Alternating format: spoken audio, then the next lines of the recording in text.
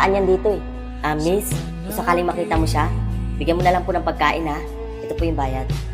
Baka di pa kasi siya kumakain. Sige po. Kapag nadaan po yan dito, ako na po bahala. Salamat. Sige po. Ang nasa isip, hindi maitanggi.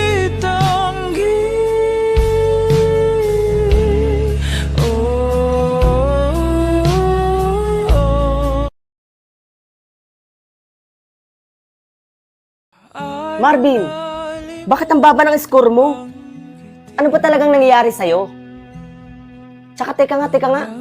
Bakit may sugat yung mukha mo? Nakikipagbasag ulo ka ba? Kaya mababa yung score mo? Oras lang na malaman ko, Marvin, na nakikipag-away ka. Ipapatawag ko yung mga magulang mo. Nagkakaintindihan ba tayo? Opo, ma'am. Pasensya na po. Sige na, pwede ka na umupo. Ayusin na lang sa susunod.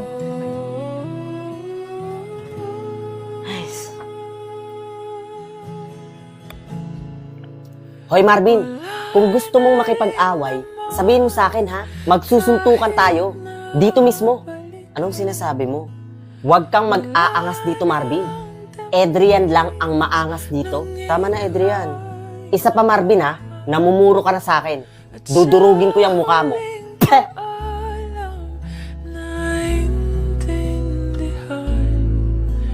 Nasa ating dalawa. Adrian. Present po, ma'am.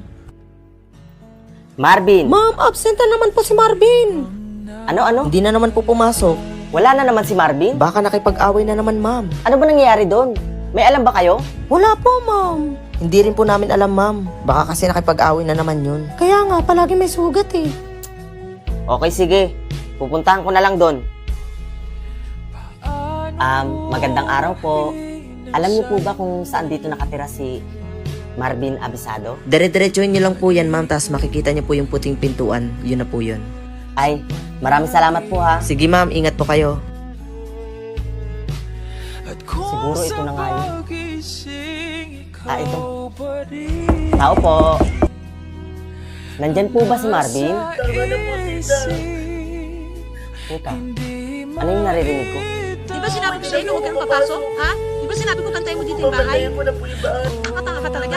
Sinabihan na kita na huwag kang papasok, di ba?